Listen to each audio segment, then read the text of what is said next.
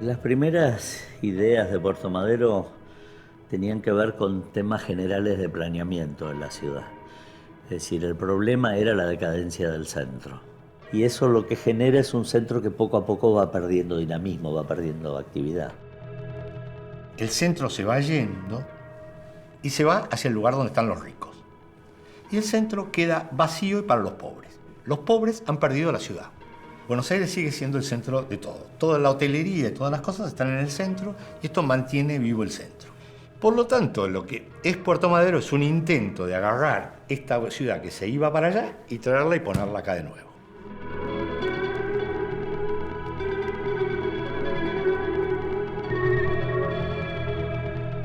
Dinamizar el centro, abriendo un espacio donde puedan producirse productos de última generación, era una gran salida para el centro de la ciudad.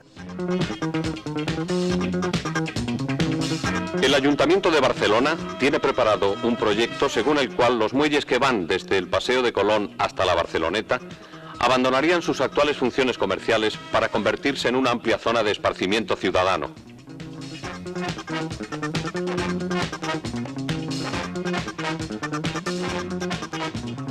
Yo hice una gira con algunos de los miembros del equipo y pasamos por Barcelona. Pascual Maragall era el intendente y tenía un equipo de mucha interactividad con América Latina. Y ahí vimos que ellos también estaban reciclando el viejo puerto barcelonés. Y de allí trajimos un equipo que, ni bien asumimos, empezó a colaborar con nosotros en el proyecto. Fue un momento, no sé si único, pero fue muy singular. Creo que pocas veces se repitió en la ciudad, como en ese momento, en el cual una gestión protagonizada por una persona entendía que manejar una megalópolis como Buenos Aires era hacer política urbana.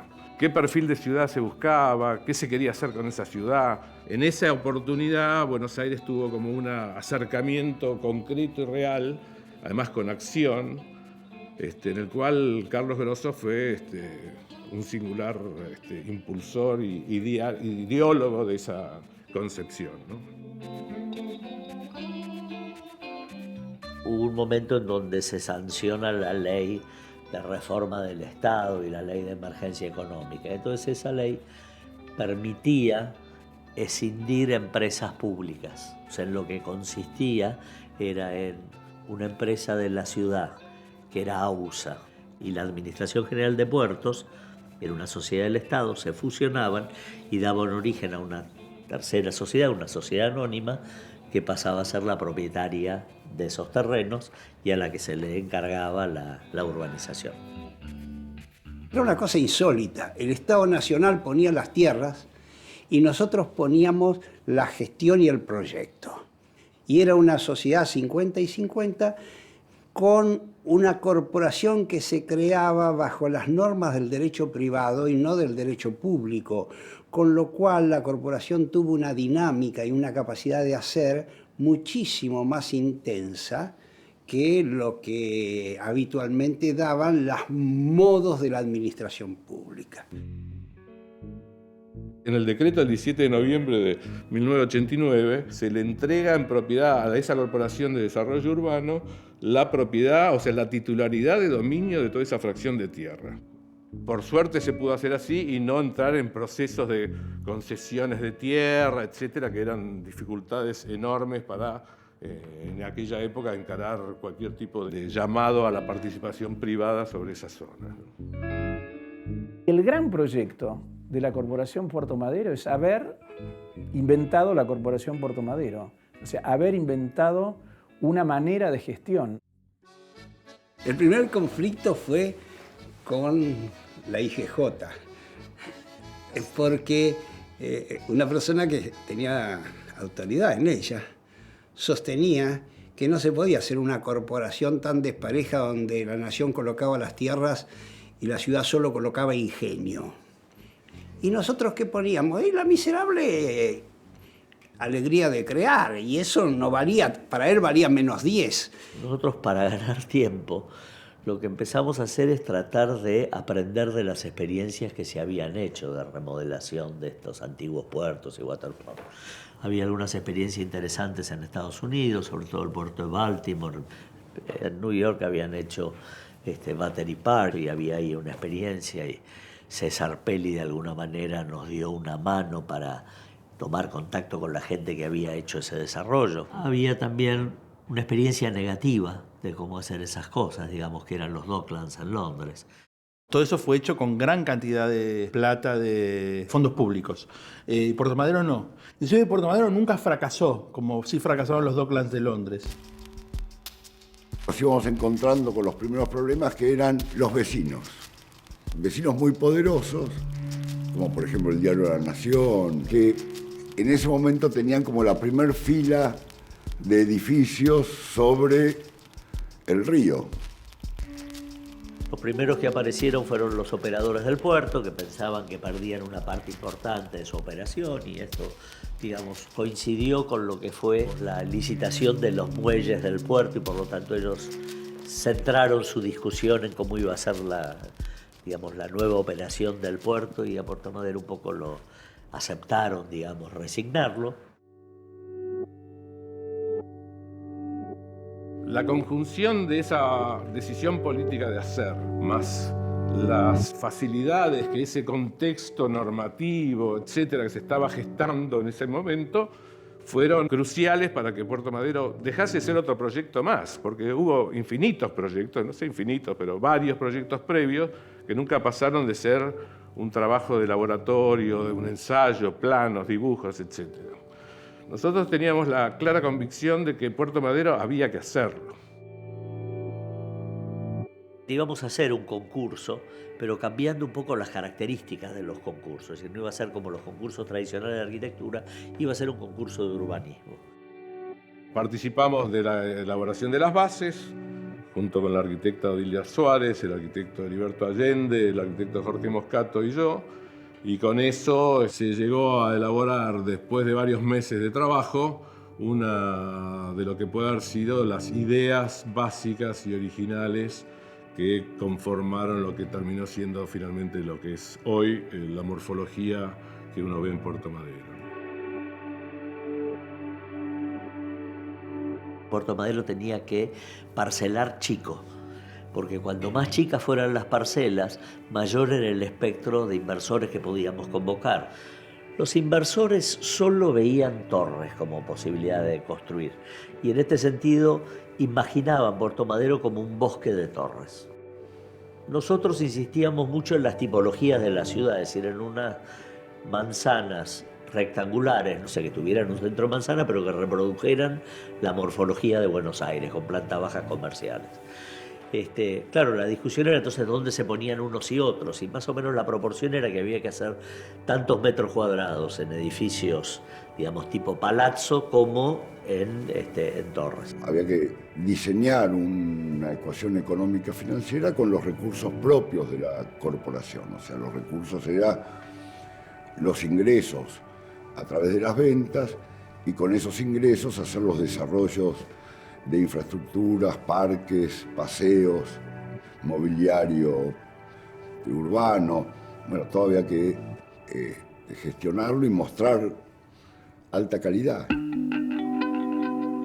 Conceptos básicos, uno era el tejido de una cierta característica sobre el borde de los diques de dos manzanas, que conformaran como una zona urbana, etcétera, y el detalle, digamos, singular de los dos clústeres de torres, o sea, de los dos racimos de torres que se metían en la zona destinada a áreas verdes del parque que finalmente se terminó construyendo en Puerto Madero, como un área, digamos, donde alojar los grandes edificios que en aquel momento pensábamos.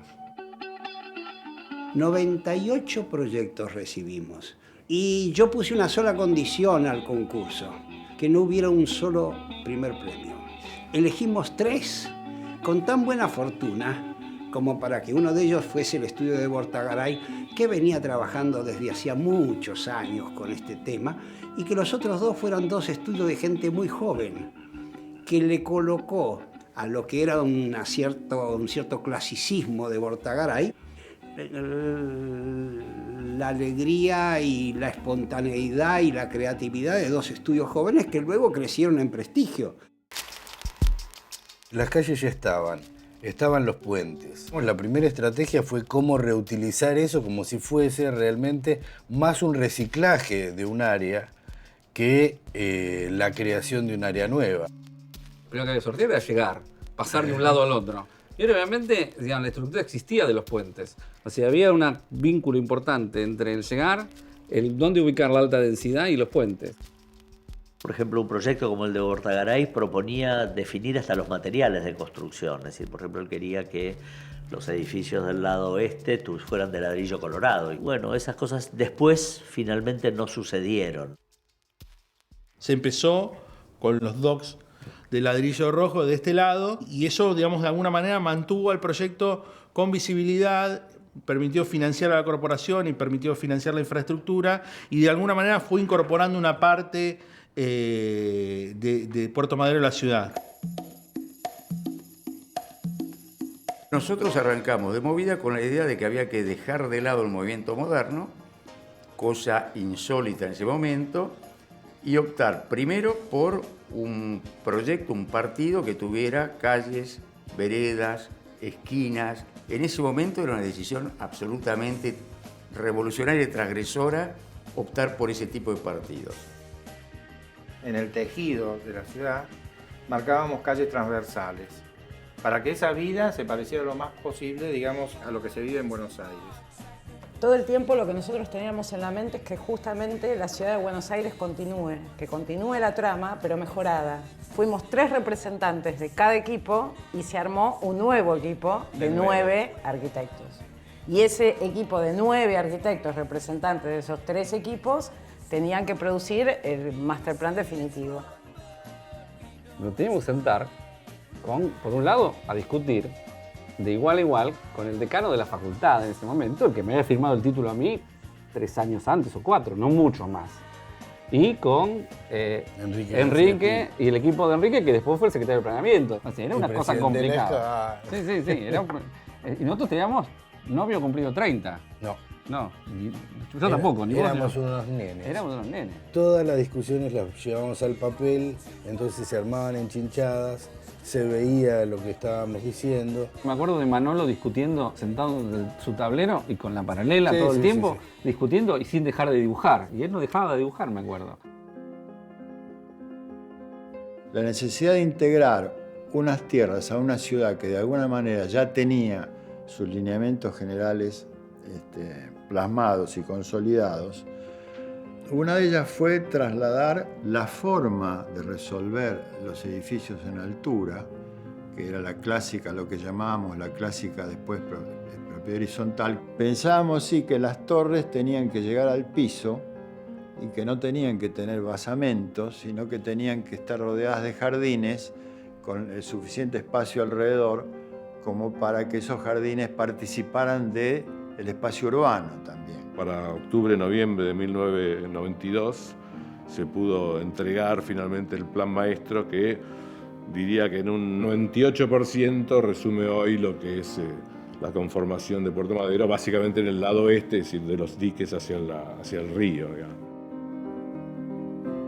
Nos tocó transformar el plan maestro en un proyecto de ordenanza para que tuviera ya norma normal y fuera un distrito normal y todo el mundo pudiera desarrollar normalmente la construcción como en cualquier otro lugar de Buenos Aires sin la necesidad de una intervención especial y de una autorización especial. La primera intervención fue el deslinde fue al decreto, el decreto termina en la escritura de dominio original que hace la Escribanía de Gobierno y es el antecedente no solo de las normas, sino de todos los títulos de propiedad de Puerto Madero. Una de las ideas que nosotros teníamos era que para democratizar el uso del desarrollo teníamos que hacer mucho hincapié en una gran dotación de espacios públicos, digamos, ¿no?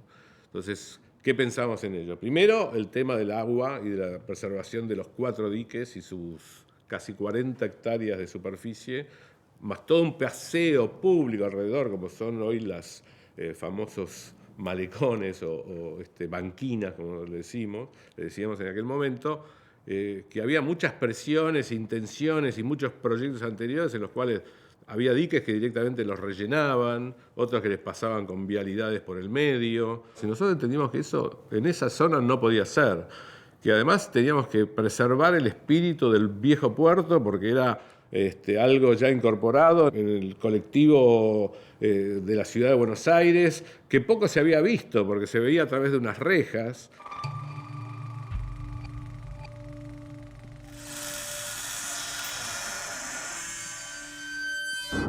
Era una riqueza espacial, patrimonial, arquitectónica, singular, de una arquitectura industrial que había que obligadamente mantener, digamos, ¿no?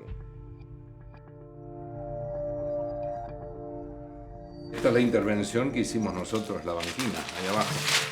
La tecnología de ese proyecto naturalmente se extendió a la otra banquina y al resto de Puerto Madero.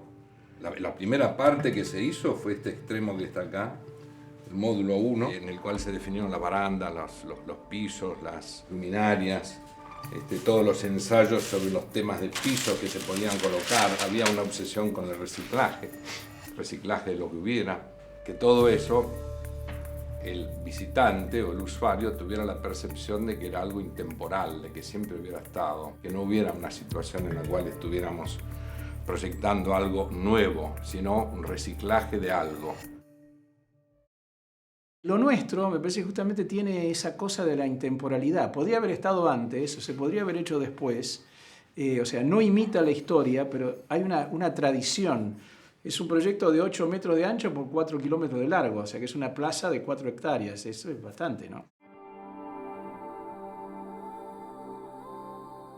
Era inevitable que uno se imaginara el cruce peatonal en el dique que decíamos institucional, que es justo detrás de la Casa de Gobierno, y que se continuaba el eje. Y apareció el puente. En el proyecto hay un puente que era diferente, no era el puente de Calatrava, pero era el puente en ese lugar. Que era inevitable que apareciera, por ejemplo, un parque público en ese lugar como correlato de la Plaza de Mayo detrás y que siguiera ese. El parque público existe. Claro. Era inevitable dejar el molino viejo de ladrillos como un edificio para un uso querible, con actividad y con una plaza delante. Efectivamente apareció. Pero era inevitable que llevaran los barcos históricos. Entonces habíamos puesto la fragata Sarmiento en el dique 3 y la corbeta Uruguay en el dique 2. ¿No digo dónde están? ¿Dónde están? Pero estamos hablando del año 90, donde no estaban estos, no había nada. La idea de tener todo junto en un lugar y que se mezclaran y que se cruzaran y que el tipo que iba a laburar caminara por la misma vereda y usara el mismo colectivo que el tipo que volvía a su casa o que salía de su casa y demás, que hoy es como el dato elemental de cualquier desarrollo urbano que alguien va a hacer en cualquier lugar del mundo. En ese momento era absolutamente nuevo y bueno, nosotros teníamos en claro esto en principio. Estaba claro que si se llegaba a hacer una experiencia potente sobre ese espacio tan fuerte como es el espacio de los diques, con los galpones colorados, etc., la volumetría que se construye ahí alrededor tenía una vocación de convertirse un poco en la postal de la ciudad. Puede ser que aparezca alguna crítica, y yo voy a hacer una de ellas, y es que nos faltan establecimientos educacionales públicos, que nos falta transporte público para que la gente llegue, no necesariamente con el automóvil. Y yo diría que tal vez darle a los silos, que alguna vez fueron contenedores de granos, un destino definitivo. Es un barrio que pasó a existir, o sea, con sus críticas de segmento o de sesgo elitista o digamos, con distintas opiniones sobre la manera que se ocupó, pero es el modelo que podía tener eficacia y realidad. Pero es un segmento de la ciudad que vive. En el fondo, el éxito del proyecto es la totalidad. Digamos, es todo eso que uno ve con las torres, con los diques. Hay obras de arquitectura buenas, hay obras de arquitectura regulares y hay obras malas. Y así es la ciudad, digamos. Está bien que así sea. El proyecto de Puerto Madero ha sido tan exitoso porque tuvo un master plan. No solamente porque tuvo una visión de alguno de nosotros estratégica, sino porque tuvo un master plan. Una fuerte, digamos, vocación de que esto no fuese otro proyecto, pero al mismo tiempo sabíamos que el proyecto iba a durar lo que duró, 20 y pico de años.